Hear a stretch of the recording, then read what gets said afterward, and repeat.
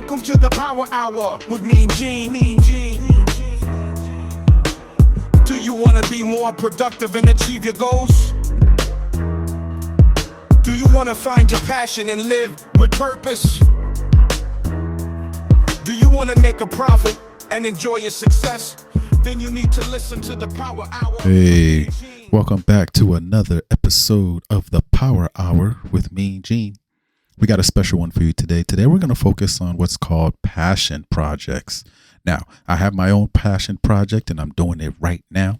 I'm actually creating a podcast. It was one of my main goals to always have a podcast that I could put on different platforms. I've had audio podcasts before, but this one is interesting where it incorporates the video aspect of the same podcast that you would have on your audio platforms. Now, I am currently still on level 1 of this podcast where eventually we will be doing like full video podcasts with different camera angles and all that.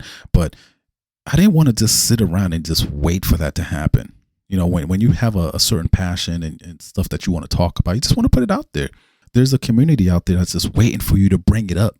You know, there's a lot of people on YouTube who really are very appreciative of these different styles of podcasts. I just recently read a stat where people are listening to podcasts as much as they used to listen to music back in the day.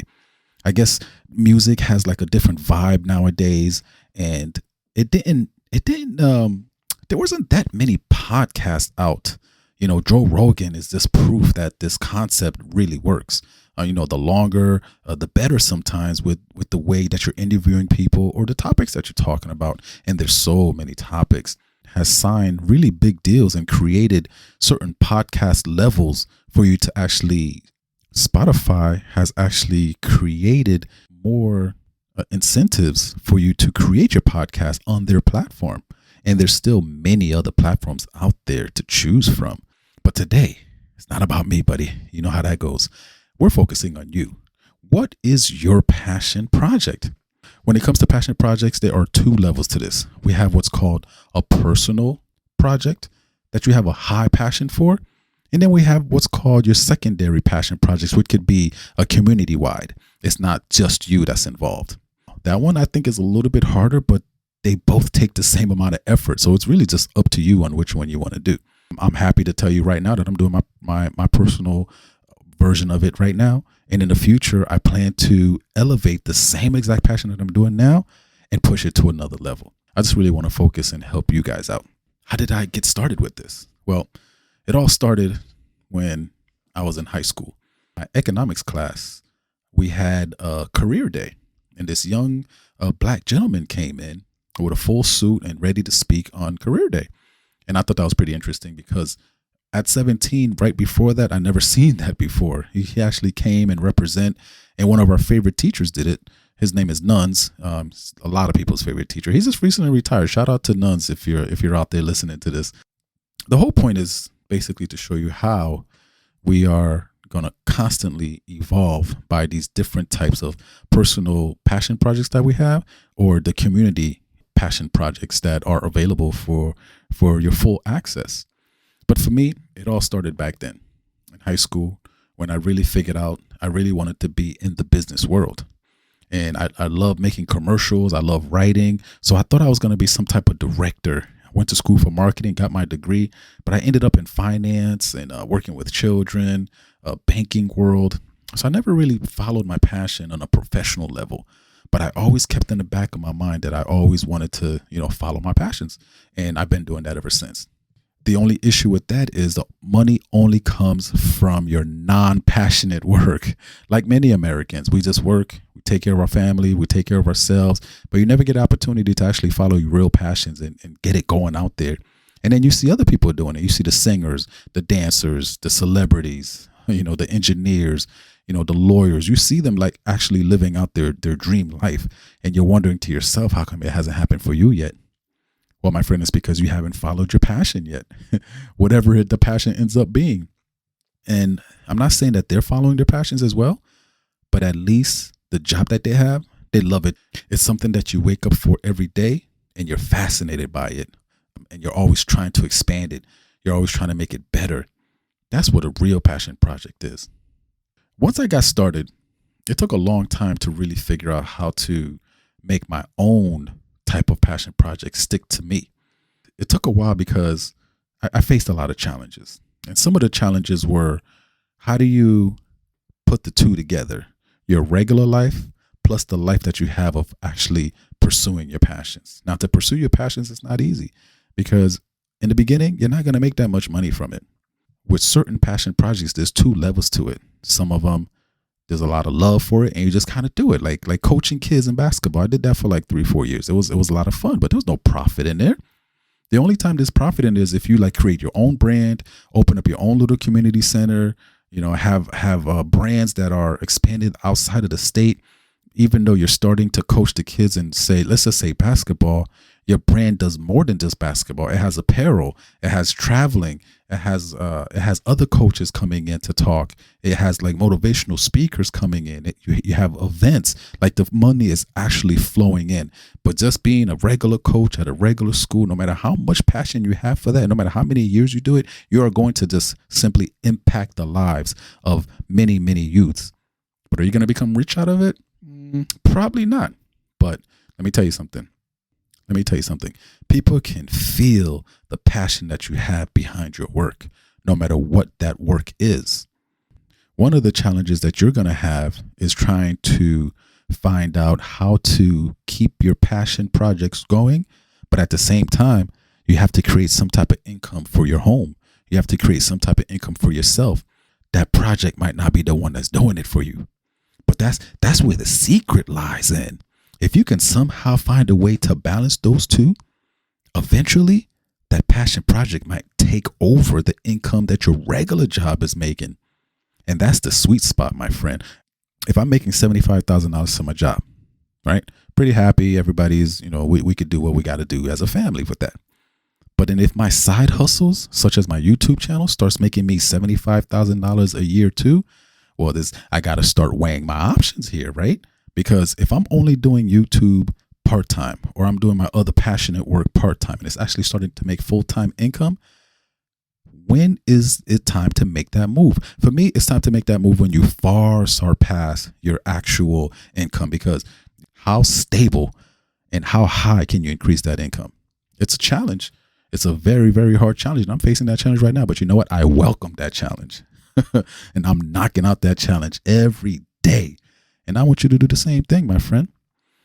So that's just some of the challenges that I face. But here's what I learned.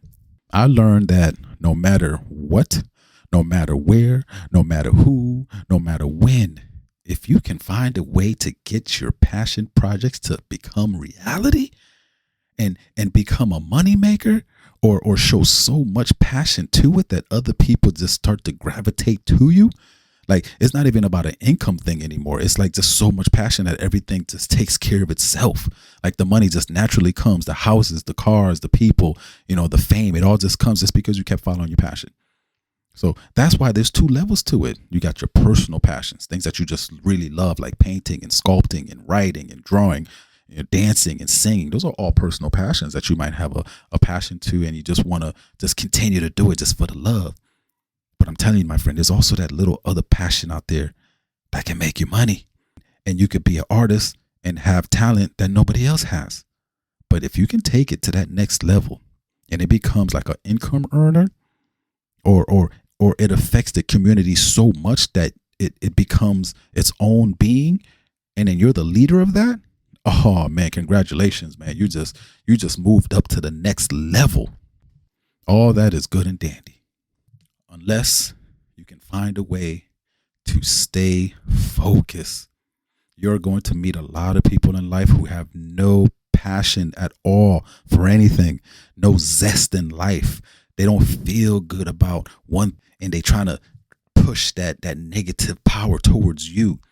You get so busy with regular life, you forget all about your passions, and you got nothing to show for it as years and years go by. And that's why I've been doing podcasts for a few years, but I never thought about trying to take it to the next level. And all of a sudden, I'm seeing that podcast is like a big thing now. And I was doing it years ago. Now it's a huge thing. Same thing for YouTube. I did a little dibble and dabble in YouTube, but I never thought it was going to blow up the way it is now. So I have to continue. And the same thing for my career. But do I really want to be there, or do I want to chase something that has to do with my passion and make that blow up? I don't even have to answer that question because you guys know it. Because if you're listening now, you know I'm trying to do my passion. And I hope you're trying to do it too. Hey, man, I'm just rambling on right now because I really have a love for this.